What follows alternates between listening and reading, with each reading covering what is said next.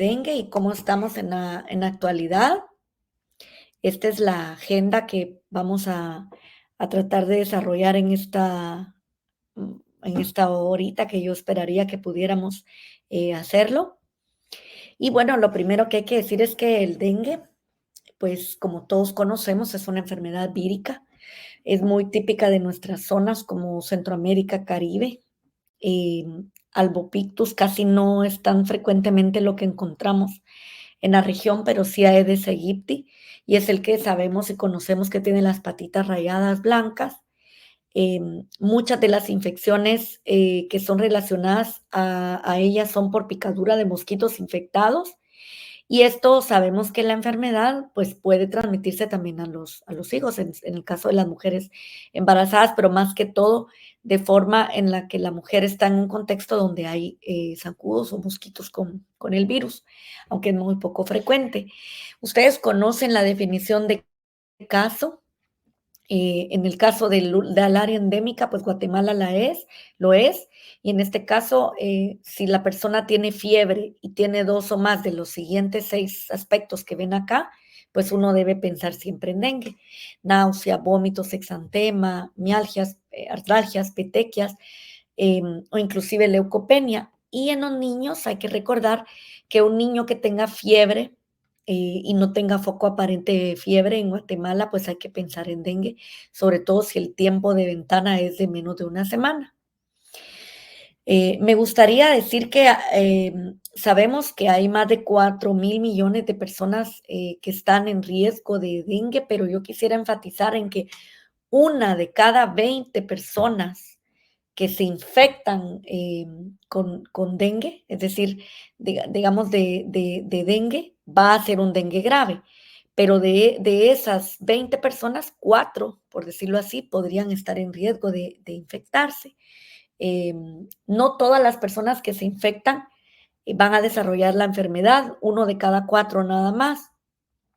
Y otros, pues igual la pasamos y no nos enteramos, pero el que pasa por dengue, un cuadro febril, que duele el cuerpo y que por ello se le llama con ese malestar general fiebre quebrantahuesos, pues no lo olvidará si ya lo ha pasado. Hay que decir que hay 4 tipos de dengue y mucho tienen que ver con el trópico. Ustedes pueden ver aquí Guatemala localizado con, por ejemplo, Centroáfrica, y este cinturón, ¿verdad? Que más se afecta sobre todo por el calentamiento global.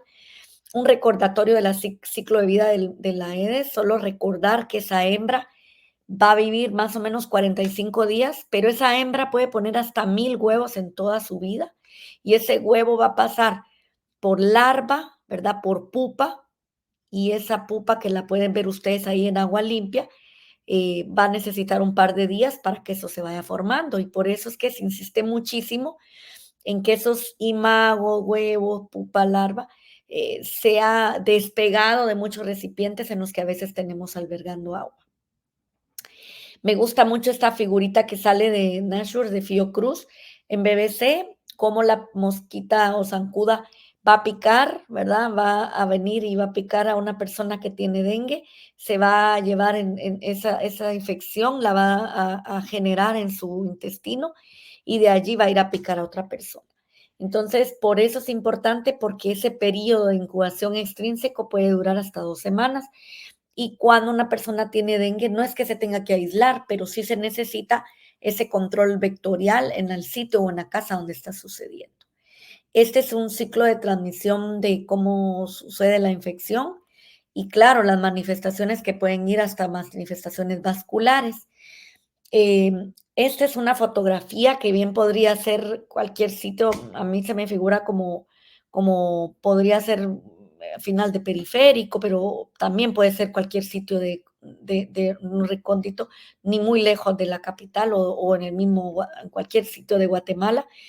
Y fíjense que esto sale de unas fotografías de un informe de UNICEF muy interesante, donde se muestra que una de cada 20 casas puede tener un mosquito infectado.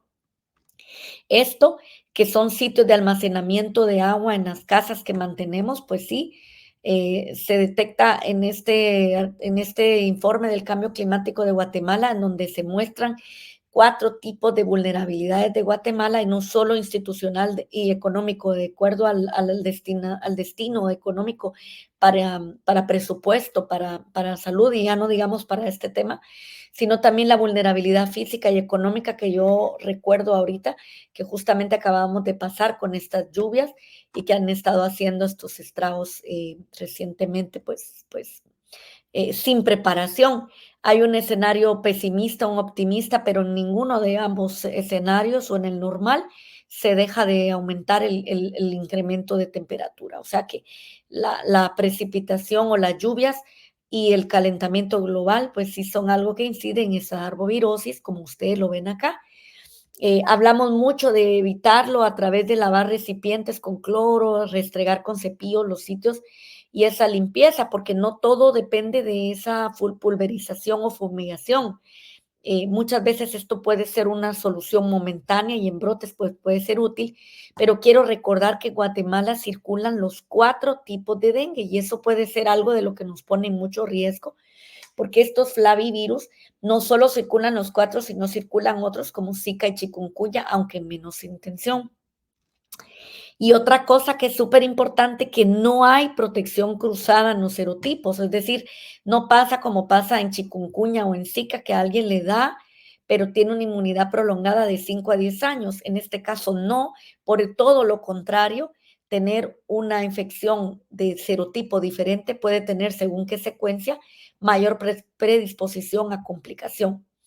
¿Y qué pasa? No sabemos, así como estamos a nivel de país, que no sabemos si en esta incertidumbre, ¿verdad?, de este tema político y la situación actual de nuestra democracia, también decir que ahorita, yo diría, no es que no sabemos qué va a pasar, porque les muestro las últimas 3 diapositivas, cuál es el escenario que se prevé, aunque esperaríamos que fuese a esa proyección, mostrarles que en los últimos 10 años, por lo menos, han habido brotes. Chikungunya lo recuerdan entre el 14 y el 15, fue justo antes de que entrara la alerta de ébola, y luego pues tuvimos otra vez en el 19, ¿verdad? Otro pico, un año epidémico fuerte, en el 2022 y 21 en pandemia, la verdad es que no era un año epidémico, suelen ser cada 3, 4 años, y ahora pues estamos teniendo casos muy altos, inclusive cerca de 34,000 casos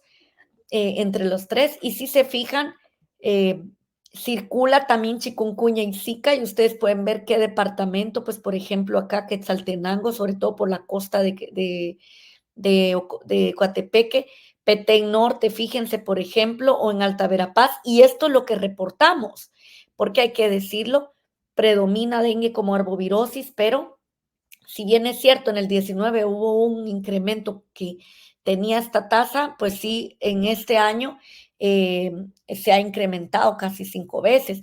Claro, 2002 fue solo 2 veces más, pero no tuvimos tanto caso, y ahora, imagínense en rojo cómo estamos a la semana actual.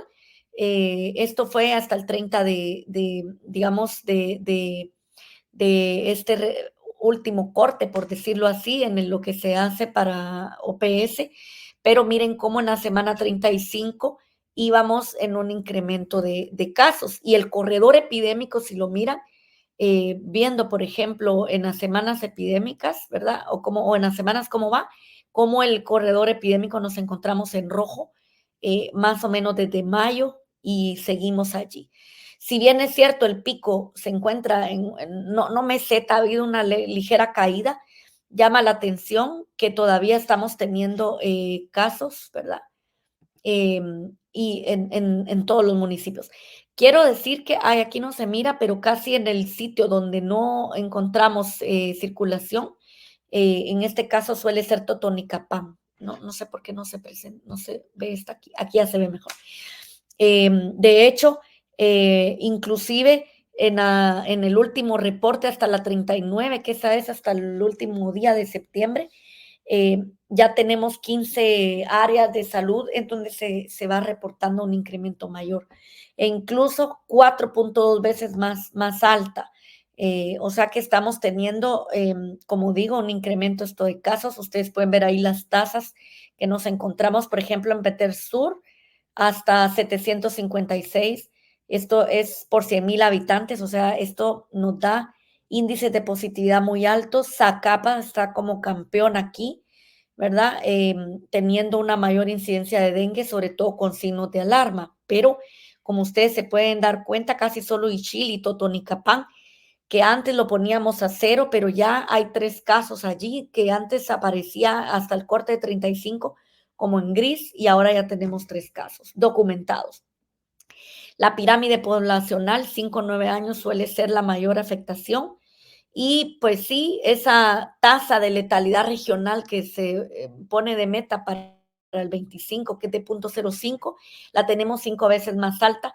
Ustedes pueden ver en el último reporte que salió al 30 de septiembre como corte, pero que salió esta semana, justamente el martes, fue el informe. Quetzaltenango, por ejemplo, en 2.500 casos en el 2018, pero, por ejemplo, para el año 22, 1,600, y ahora, como les digo, cómo nos encontramos. Si lo vemos más actualizado, hasta este año, por ejemplo, ustedes pueden ver acá ya los dengue grave, y por ejemplo hay 150 casos sospechosos, de los cuales se han confirmado un poco más de 70 y ya cerca de 50 personas que han fallecido. Entonces, estamos teniendo un incremento, y lo que pasa es que según lo que proyecta, pues esto es un poquito lo que vamos a estar viendo, no es que esté cesando.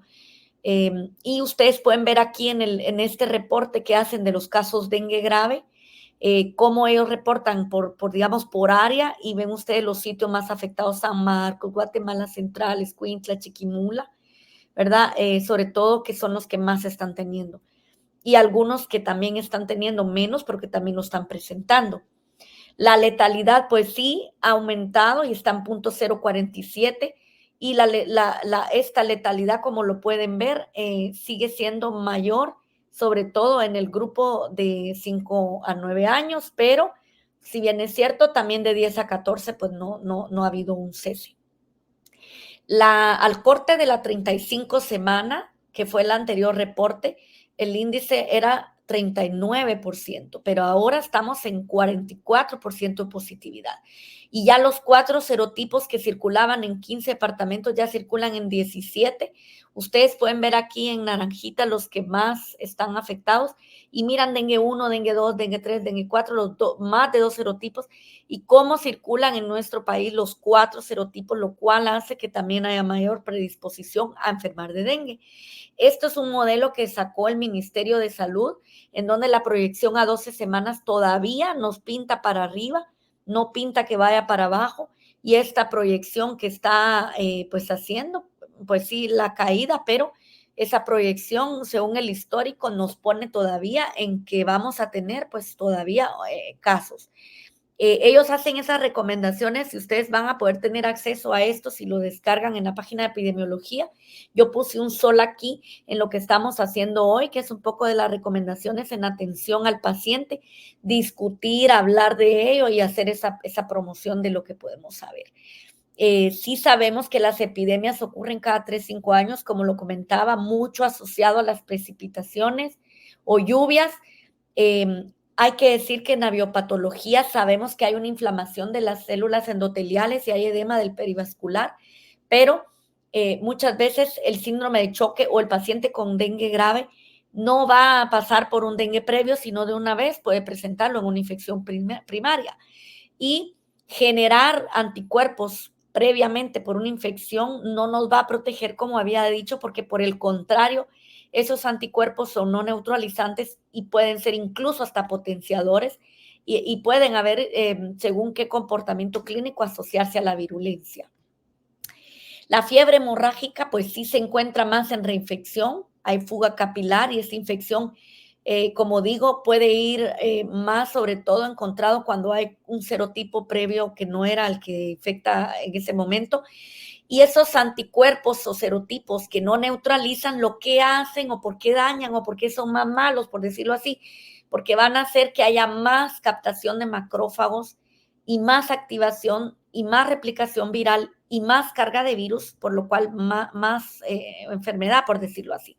Esto puede estar asociado a más fuga capilar y a eso se describe un poquito en cuanto a la disregulación de esa respuesta inmune, que puede ser transitoria y que va a dar pues una lisis de células endoteliales, de mononucleares, y esto lo vamos a ver cómo, pues en choque-muerte en esas 48 horas si no hacemos un abordaje pronto en manejo de líquidos y de estabilización de choque, porque muchas veces pensamos que solo cuando hay hemoconcentración o manifestaciones hemorrágicas va a ser evidente. Por eso vamos a hacer mucho hincapié en que el dengue grave tenemos que tener en cuenta estas fases en las que hablamos. El paciente con esa fase febril, virémica, en donde se está deshidratando y puede tener esa fase crítica que en 48 horas puede ser letal, pero esa fase de recuperación que no todos la van a hacer y ahora la vamos a ver en 2 diapositivas que siguen. La fase febril ahí, yo no puedo decir ni ustedes que un paciente que tiene fiebre va a hacer una cura o va a hacer gravedad.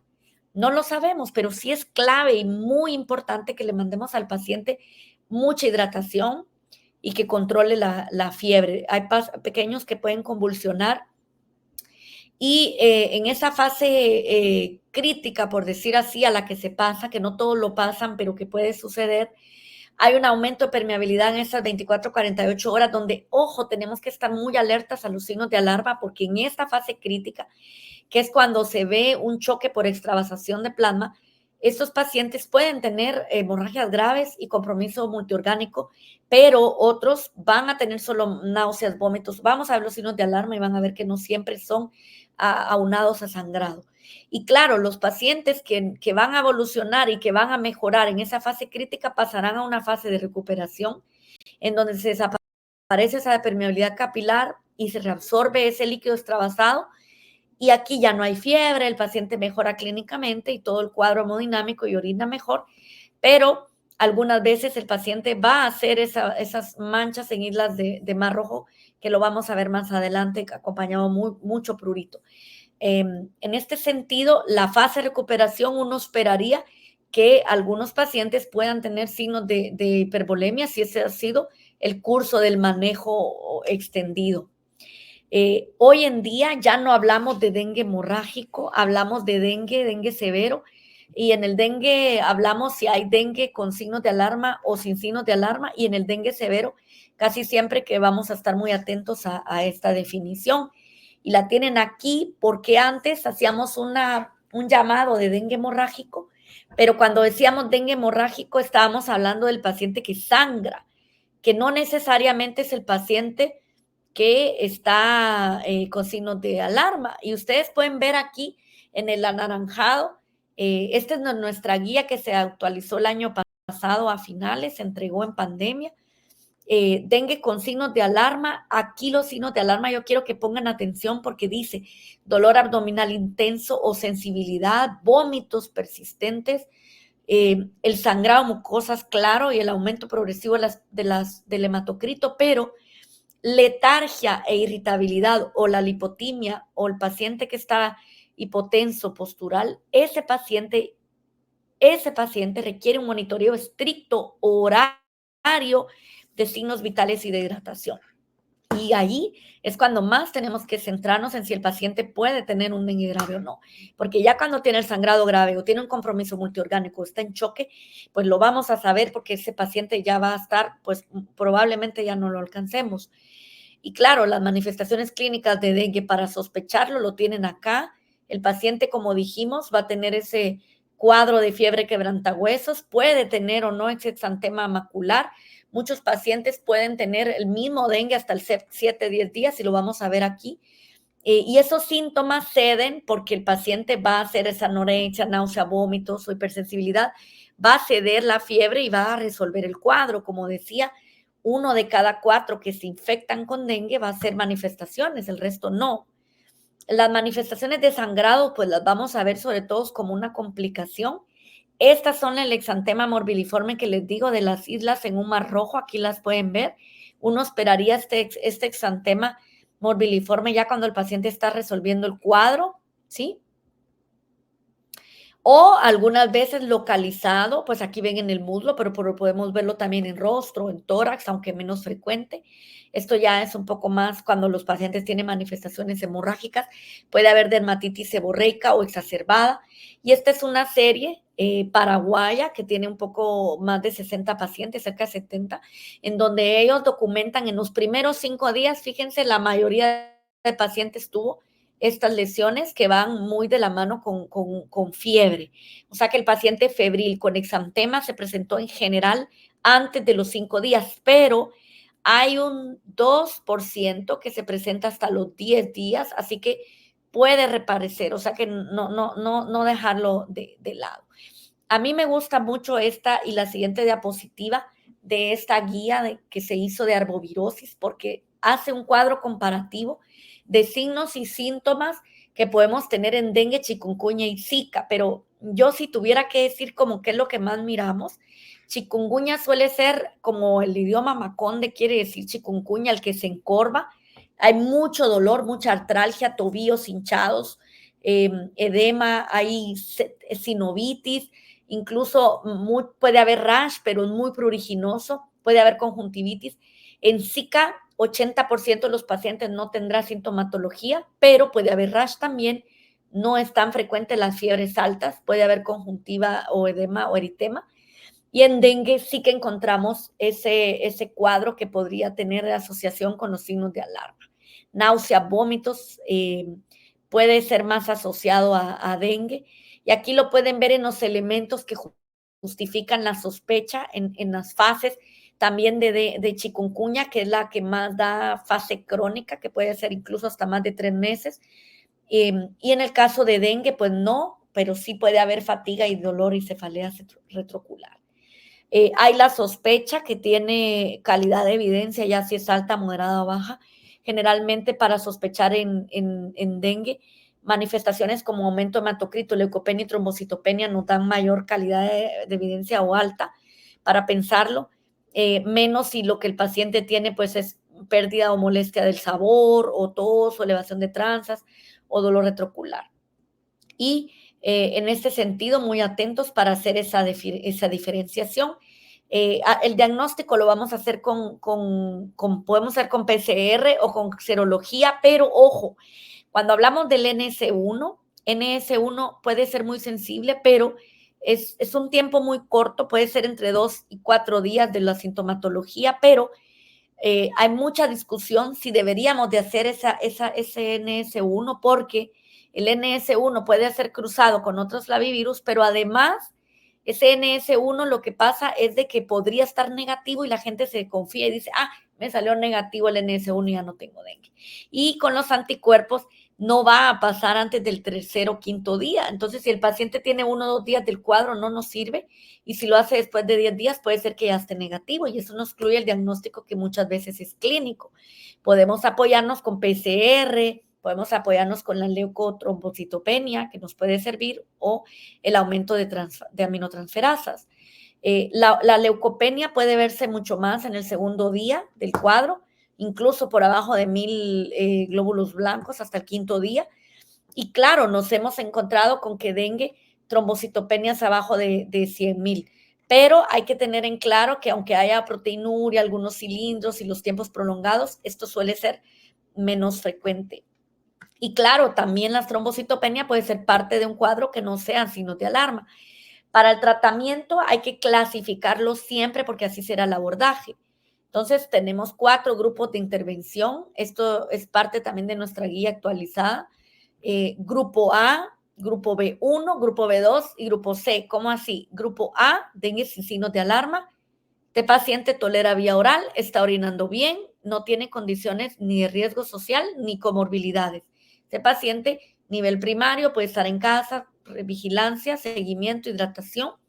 Luego tenemos aquel paciente que no tiene signos de alarma, pero está embarazada o tiene comorbilidades, que son muchos de nuestros pacientes, como lo ven ustedes acá, o que no tienen ello, pero sí tienen un riesgo social, no tienen nadie que les pueda hacer llevar o recibir una atención médica, no tiene transporte, está aislado o tiene condición de extrema pobreza. Ese paciente muchas veces vamos a tener que remitirlo a un área de atención si tiene comorbilidad o si tiene algún riesgo como este que decía. Luego tenemos en este naranja, como pueden ver, los colores van subiendo de acuerdo a un semáforo de atención y de intervención.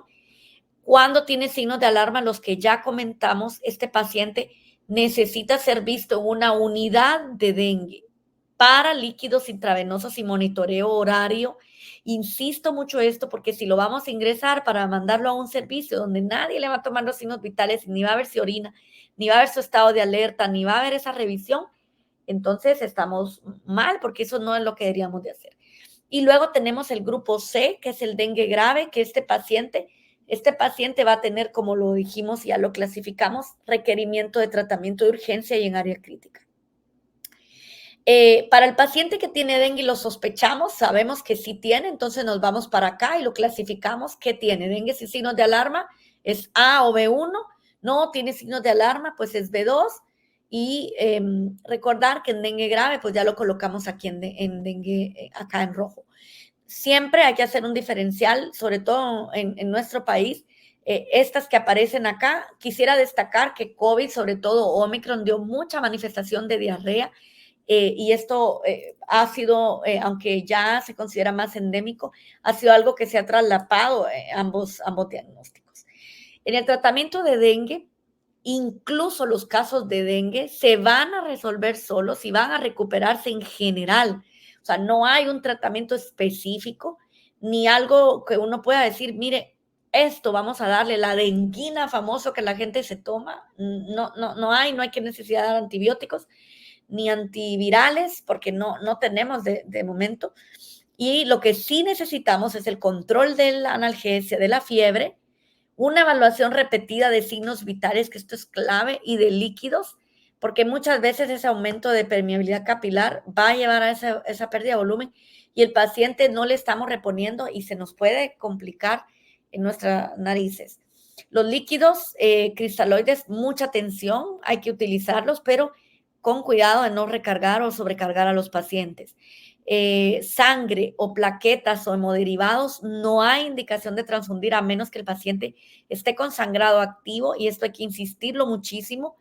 Hay una supresión de médula ósea y eso es lo que está pasando. Sin signos de alarma, esto es lo que hacemos, es lo que vemos a diario. Hacemos una hematología, mandamos reposo en cama, que se vigile la fiebre y claro, no se nos olvide, líquidos, 5 vasos de 250 ml vía oral mientras lo tolere. Porque el paciente no tiene signos de alarma, paracetamol, no mandemos inyecciones, no mandemos tratamiento intrarrectal, y el paciente debería siempre tener a alguien que esté vigilante de cómo está la evolución. Es decir, eso viéndolo cada 48 horas, si la enfermedad está activa o no, ver esas plaquetas, cómo van evolucionando.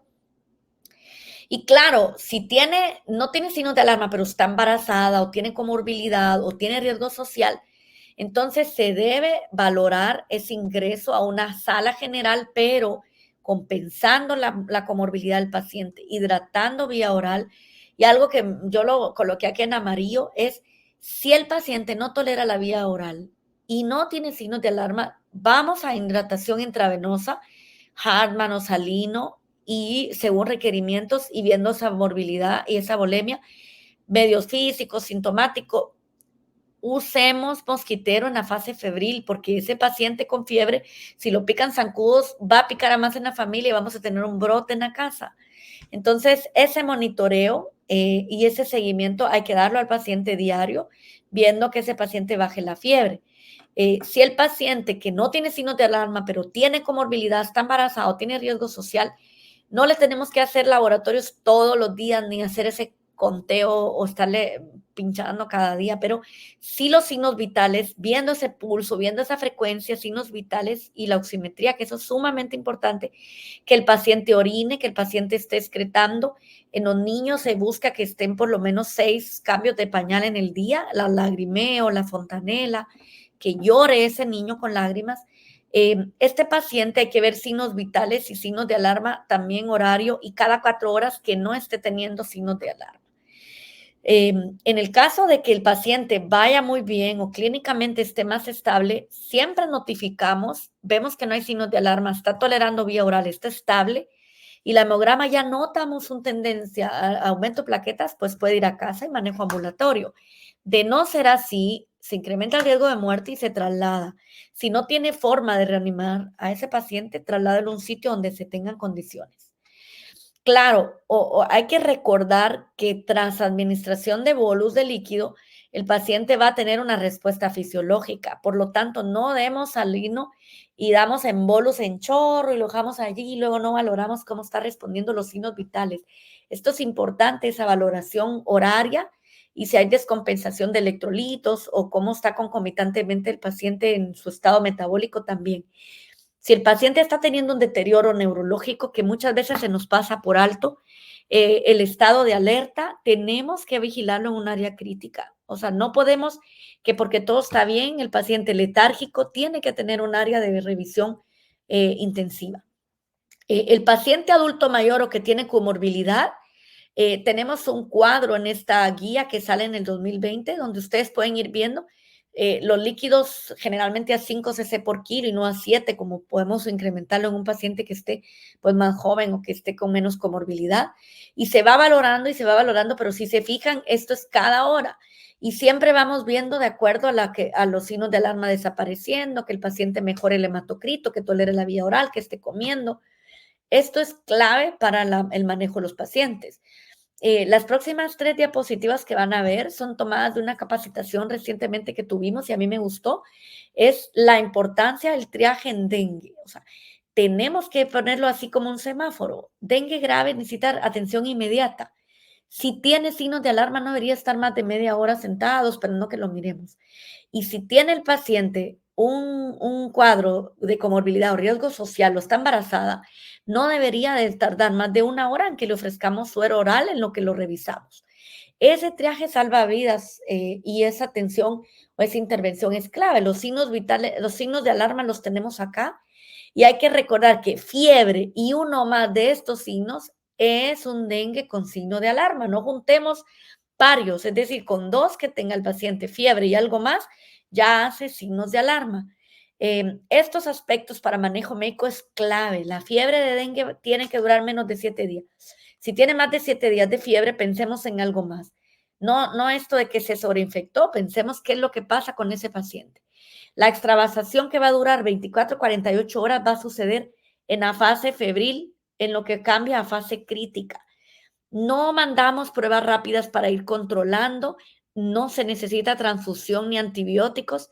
Nunca mandemos a un paciente con signos de alarma a casa y si el paciente tiene signos de ingreso, pues ingresémoslo para manejo en ese sentido. La embarazada o paciente que tiene signos de alarma, pues si ustedes se fijan, vamos dando líquidos de una forma que si era adulto mayor, que lo hacíamos a 0.5 acá, solemos ir dando más o menos 10 cc por kilo y así lo vamos repitiendo y lo vamos manejando, siempre valorando que el paciente, si tiene signos de alarma, debe ser manejado en área crítica para valoración horaria. Esta es la hoja de monitoreo que se sugiere en la guía para dengue hospitalizado y está en el anexo de la guía que tenemos en el ministerio. Y quiero que se fijen acá, pone la fecha, la hora y los signos de alarma. Tiene sangrado, tiene dolor abdominal, está somnoliento, está irritable, cómo están los signos vitales y el llenado capilar, cómo están los bolus. Fíjense que esto se va haciendo hora a hora, sobre todo en área crítica. No siempre lo hacemos, pero este es el procedimiento que deberíamos de seguir. Como digo, es muy importante la clasificación y si el paciente tiene dengue grave, como lo ven ustedes acá, entonces el paciente tiene choque hipovolémico, además tiene dengue grave, es adulto mayor, está embarazada, ese adulto mayor tiene comorbilidad, en este caso, siempre vigilando los signos estables, que el paciente orine, que mejore el hematocrito. Y en el caso de que el paciente tenga dengue grave, pero no tiene embarazo, no es adulto mayor, vamos a ir manejando los líquidos a ese goteo que digo, 5 o 7 por kilo, podemos ir aumentando por 4 o 6 horas, ver monitoreo horario, es decir, cada hora, y si va mejorando el paciente o no, pues si va mejorando, vamos bajando de 3 a 5 cc por kilo hora. Y luego 4 horas después, viendo cada hora en estas 4 horas si va mejor, vamos bajando a 2 o hasta 4 cc por kilo. Es decir, si se fijan, vamos a ir reduciendo y siempre tratando de ver si el paciente hace una buena ingesta oral de suero. No hay evidencia de dar esteroides mejor en choque por dengue, no la hay, tampoco de inmunoglobulinas para dengue grave, eh, ni choque por dengue, sabemos que no la hay. Y yo quisiera decir que si el paciente tiene un dengue que nosotros sabemos que está con cuadro de dengue, las características, síntomas, siempre tengamos a los pacientes que puedan tener mayor riesgo de complicación, pues no alejados o aislados, pero sí con un control vectorial, es decir, mosquitero, sedazo, para que no vayamos a tener en los pacientes que tienen mayor forma de complicación o mayor riesgo de complicación. Yo, si no tienen más dudas, entonces